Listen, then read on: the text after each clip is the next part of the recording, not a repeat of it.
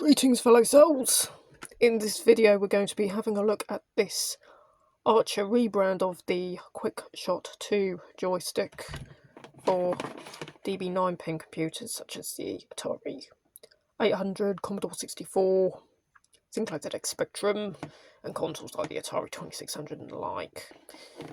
I've just sold this on eBay, so I figured that before I package it out and send it off on Monday morning, I would do a video of it before it is no more in my collection. Right, this is really a Quickshot 2 that has been rebranded. Archer was similar to the Realistic brand. Realistic was for like audio gear such as speakers,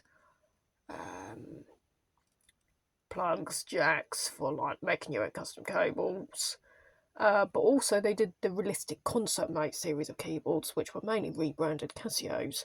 This is the thing that I really liked about Tandy's at the shop, because they would often have all these really top quality products from renowned top manufacturers and sort of relabel them under their brand, and they actually have the license to do this. So this Archer is a rebrand of the Quickshot 2. Now the Quickshot 2 joystick had a very long lifespan, and it went through quite a few different revisions, and as a result the kind of switches that you'll have on the movement mechanism can vary wildly, anything from rubber domes to micro switches and leaf switches. Anyway, so this one is custom manufactured in China for Radio Shack, which was the company that owned Tandy's in England, because Tandy's shops were the Radio Shacks of Britain.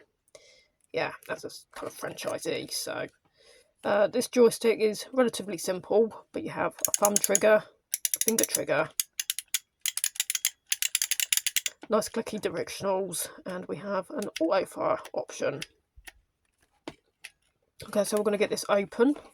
To do that, there's 4 screws on the base. We've got 1, 2, 3, 4. I'm just going to pause the video while I do this, because we all know how tedious it is to watch screws being undone. So here we go with the internals. Right, on the circuitry we have Quickshot 2 printed on the PCB. We have SVI102 Plus. This is a Plus model. And it's got a version 4 V4.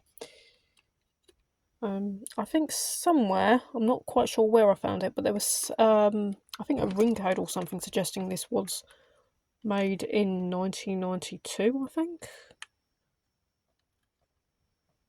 Not quite sure where I found it now, but there was something on here. Actually, it could be on the other side of the PCB.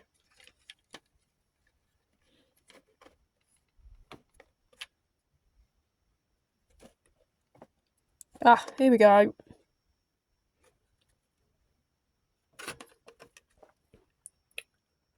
(1992). Now, I think this joystick was introduced in either 1982 or 1983, so we have an idea that this joystick had a relatively long production run. Mind you, so did the Competition Pro 5000. I mean, at least the design did, because there was the Logic 3 Quattro, and that was available in 1994. So you'd be surprised at how these single fire button joysticks, how long they lived for in the public consciousness. Like I say, we've got auto fire switch, and as you can see, that clicky directional control is the result of these leaf switches. And that gives you your directional control. The same thing is likely to be in the main triggers. So there you go, a 1992 Quickshot 2 Plus version 4. Okay, we'll have a little look inside the grip, and then that will wrap the video up. Again, if we want to have a look inside the grip, we've just got 3 screws along here. And here we go on the inside of the grip, having lifted this part of the shell off. We'll see 2 triggers that will just pop out like that. You know, they're sprung loaded against each other, like that. We have a pin holding the 2 together. This plastic seems to have aged quite well.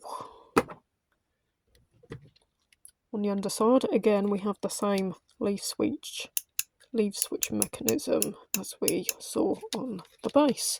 And we have two individual switches for both fire buttons, but I believe this is just a single button.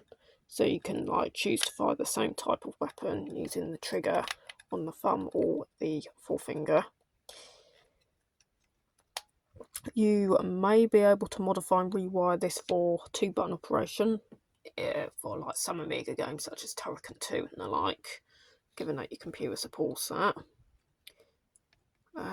That's probably about it really. As you can see, the wiring goes down this plastic shaft. It's not steel, it's a plastic shaft, but it does seem to be quite robust. I think it might be high impact OBS. It has a similar sort of feeling texture to the Super Pro Zip Stick. It's that kind of high impact OBS. It doesn't quite equal that of a steel shaft, but I think it's still quite robust. I've definitely felt far worse from a vintage joystick. Yeah, there we go. Just comes away like that. We've got plastic tubing keeping the wires together, which I think is quite an indication of high quality. I.e., yeah, it looks as though the manufacturer actually gave a flip about the longevity of the stick. Not sure how much I can say that about the manufacturers of modern goods, who will probably like you to buy the same product again and again every time it breaks. Profitable. But yeah, goes in like that.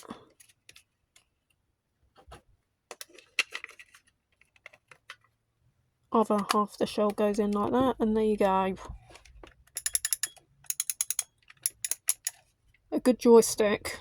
Maybe not the highest quality in terms of build, but it does have mainly the right ideas.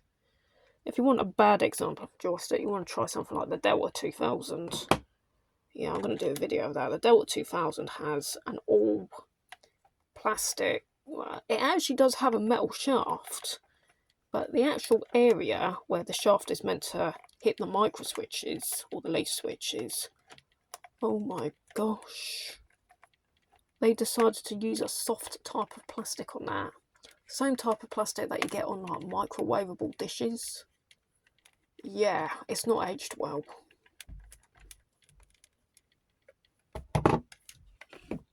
And there we go. Goodbye. Lovely Quickshot 2.